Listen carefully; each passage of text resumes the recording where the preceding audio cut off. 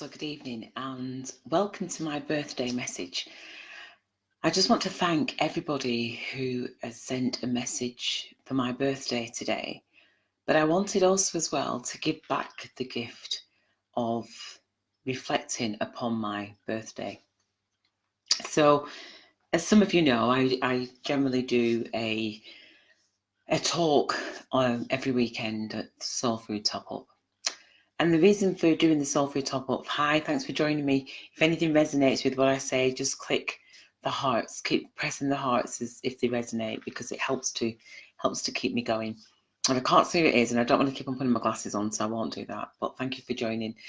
So I just wanted to send a thank you birthday message and to share a gift back to you, anybody who's listening, because it's dawned on me, it's taken me 52 years, but it's dawned on me that there's a purpose for everything that happens in life. There's a purpose. But one of the biggest purposes for doing this today is because I thought, well, seeing as it is my birthday, and if the Queen is able to do a public announcement, then this is my public announcement. But in a way, it needed to be a public announcement because this little talk is about narcissism, but it's also about being sensitive. So I'm just hoping actually that you can hear me. So whoever's on, can you just press the thumbs up? Hi, Paul. Are you able to press to see if you can hear me? Because I don't want to be talking if there isn't any sound coming through, but hopefully there is some sound coming through. So I wanted to talk about the purpose and the mission of highly sensitive people, but also as well of narcissistic, I guess, behaviours. And I just thought that today, as it's my Earth Day, I thought this is probably a really good time to be able to speak out about narcissism, because there's a lot of people talking about narcissism at this moment in time. And I guess I'm wanting to give a different slant to it, really. So I just thought today would be the day to make my announcement, to come out of hiding in many ways, because I think it's really easy for the sensitive person to go silent, to be quiet about experiences with narcissistic behaviors, narcissistic people. It's so easy to think, okay, it's only happening to me, let me walk away from this, or once you escape, never talking about it again. And I'm really here to try and encourage you to speak out about narcissism. Not in a negative way, not in a bashing way, but really in a way to empower you.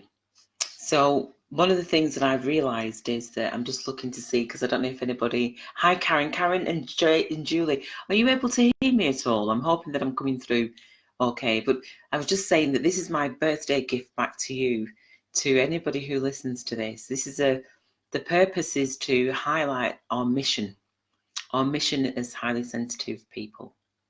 So if anybody's able, thank you so much, Karen. Good evening, and thank you for joining me on my birthday. I just thought, well, if the Queen is able to give a public announcement on her birthday, then every one of us should do exactly the same. And the reason why I'm saying this really is that sometimes, let's have a see if we can invite some people. Of course we can. We can invite some people to join. That's quite interesting. Let's see if we've got... So these are some people who have wished me a happy birthday today. So thank you, Karen. I'm glad you are sending that heart there, that you can hear me, because that's what this is all about. So basically, I'm on a mission, as always, but the mission is a global mission. And thank you.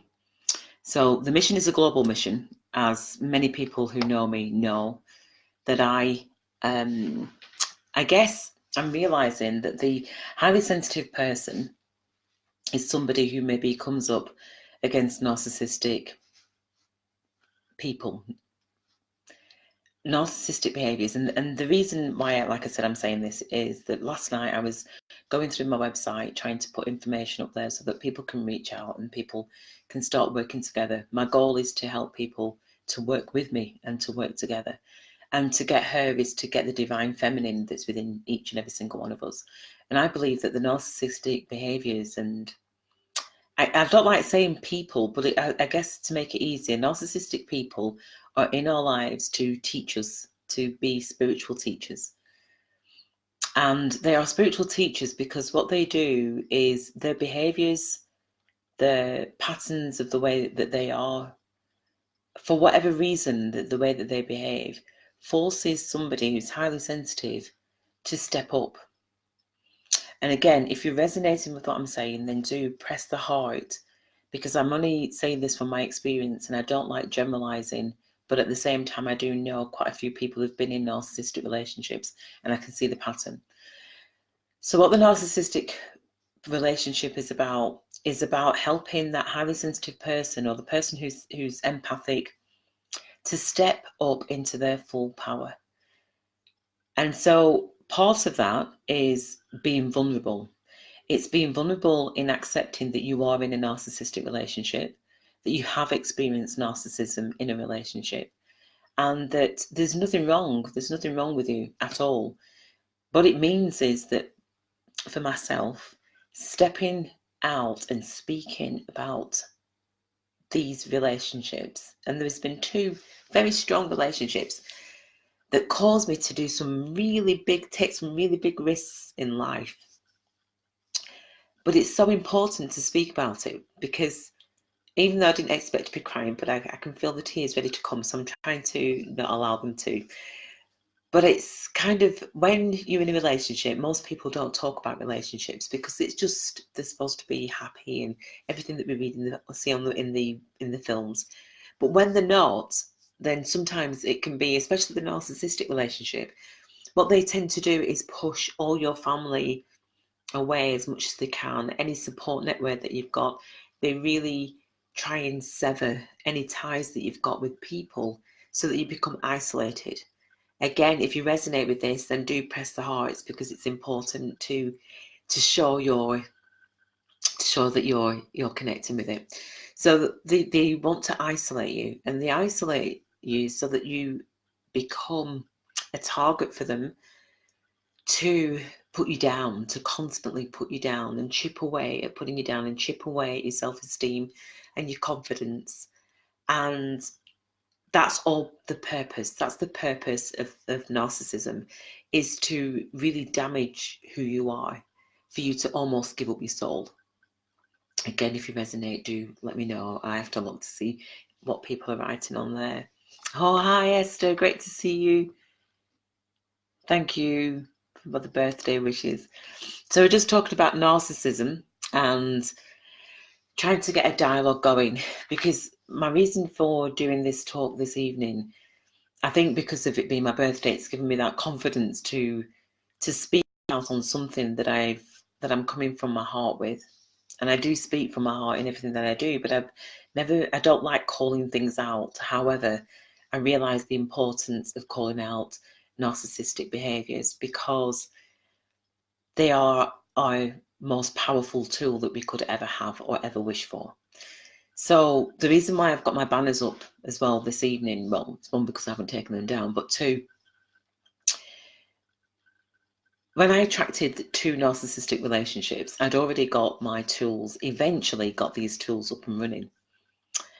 However, I was so keen for a relationship to help to bring these tools to the world that I attracted two people who were very competent at being able to help bring these gifts to the world. But I had to do them on my own, because they are my gifts. Gifts back to humanity. So the gifts back to humanity are helping people to tell their story. By telling the story means that we find the core of who we are again.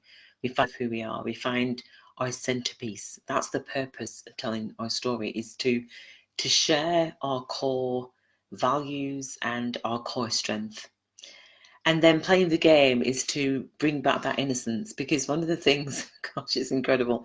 One of the things about being in narcissistic relationships is that you can become really serious, because you have to be on your guard and you have to be kind of like a few steps ahead of the game and knowing the pattern of what's going to happen. And again, I know that this is resonating with people that are going to be watching this video, which is why it's really important just to see how it is. And so one of the things that we forget to do is play. We forget to have fun. We forget to laugh, because things become really serious. At first, they can start off a very fun, loving, often relationship, but then it can quickly turn into being quite sad and miserable and just not enjoying being in a relationship and wondering how the heck did you weave this web. And I'm just remembering that one of the things that I did when I was in my first relationship was I journaled a lot. So again, if you don't journal and it's resonating with you, journal. Just write your journal as a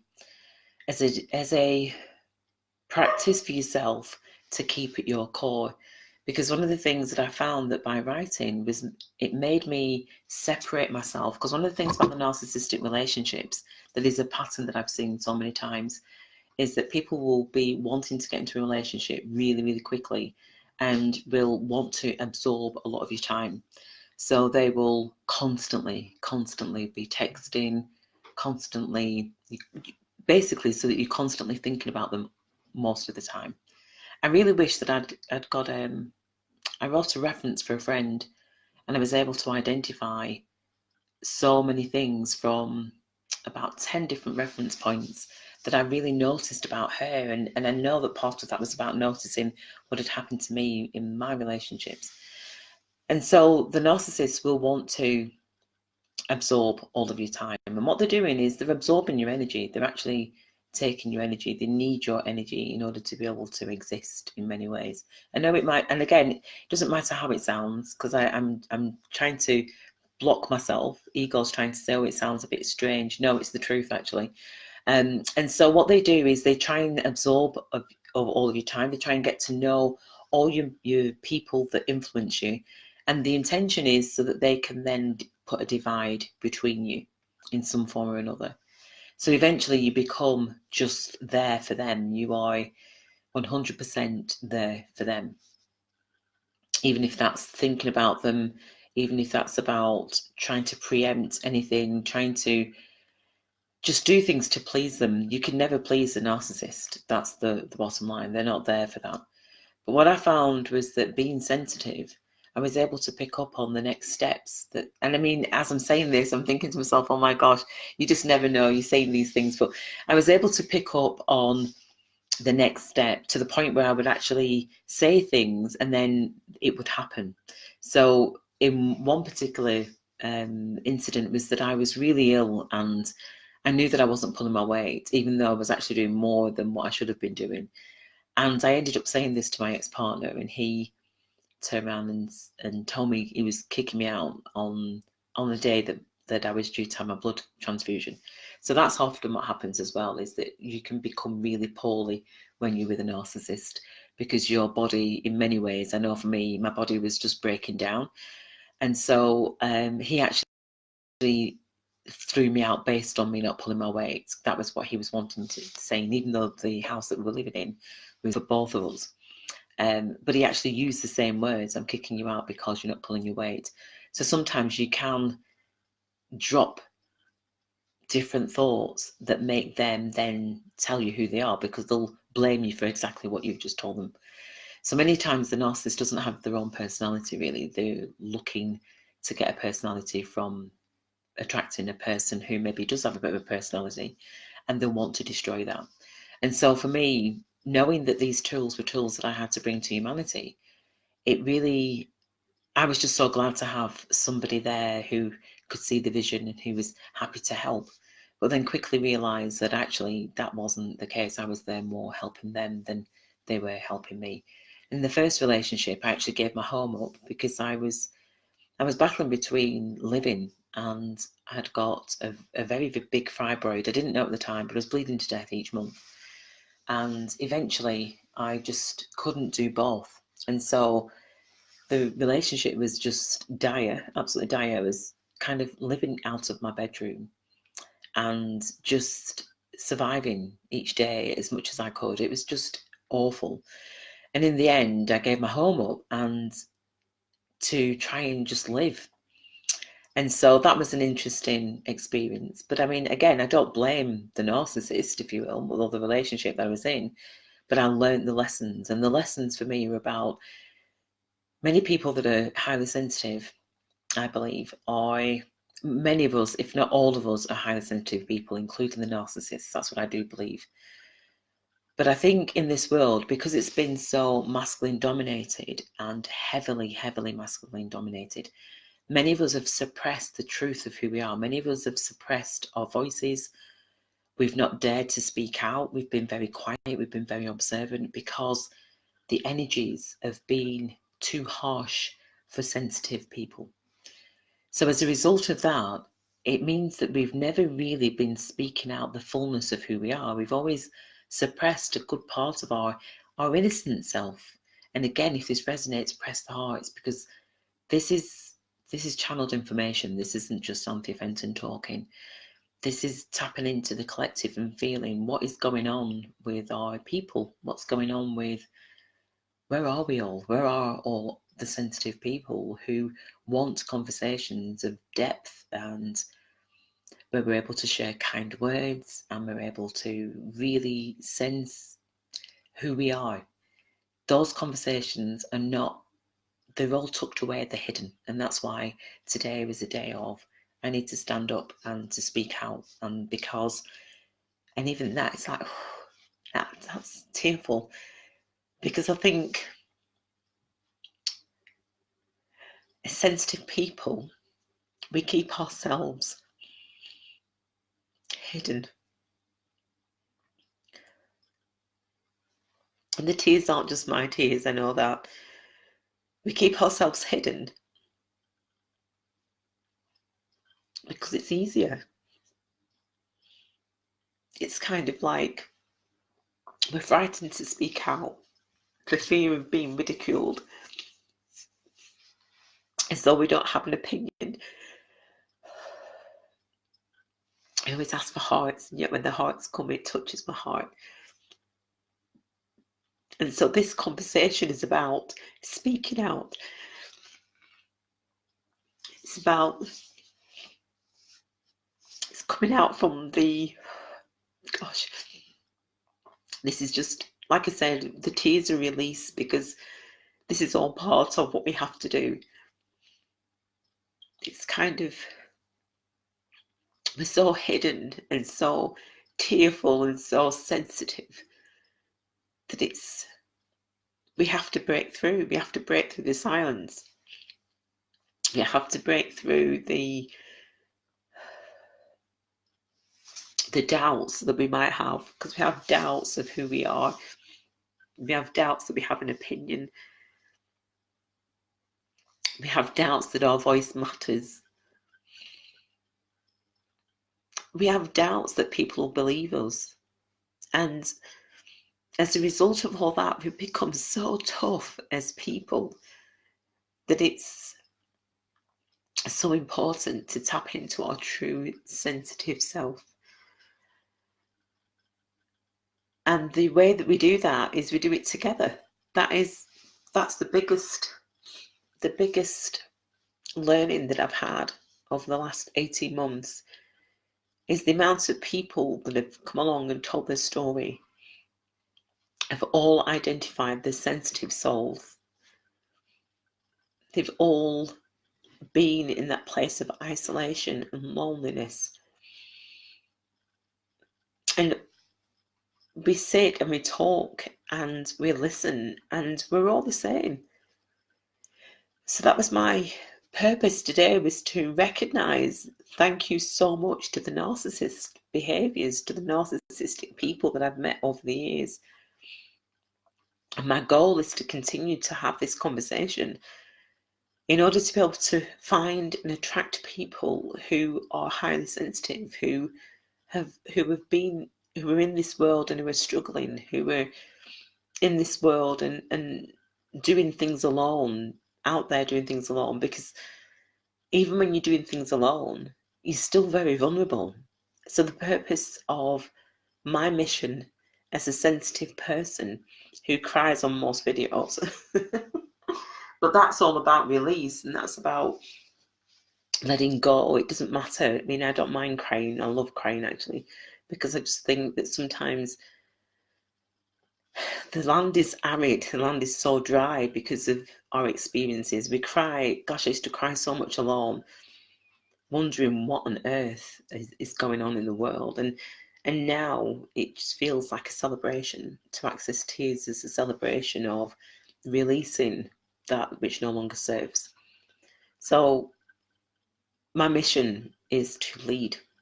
And that's one of the places that it's like, wow, that's an uncomfortable place to be. But I realize that I have to step out into the world of Facebook, the world of YouTube, to reach people, not from words, from voice, from resonance, from that core essence of who I am.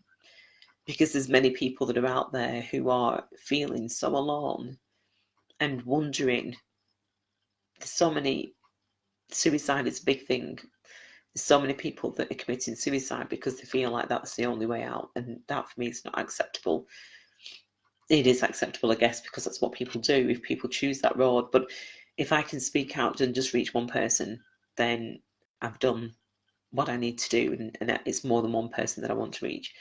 So my mission is to attract highly sensitive people who want to go there, who want to strengthen the roots of who they are by telling the story, by tapping into play, by tapping into their innocence, by going on a long journey, hand holding together, finding other sensitive people and forming an army of people who finally put on the map emotional intelligence, who are able to speak from the heart, who are able to have vulnerable conversations, knowing that that strengthens the core of who they are and helps us all to become more powerful.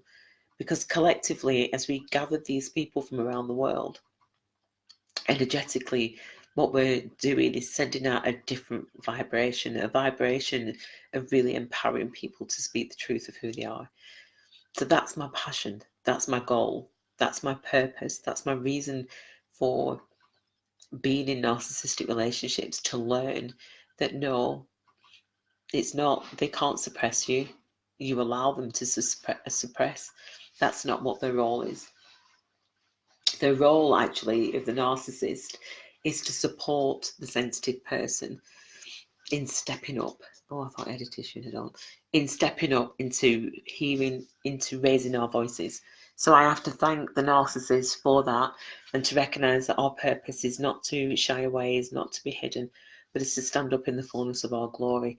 I thank you so much for your messages today, and for all your love, and for being here and watching this video.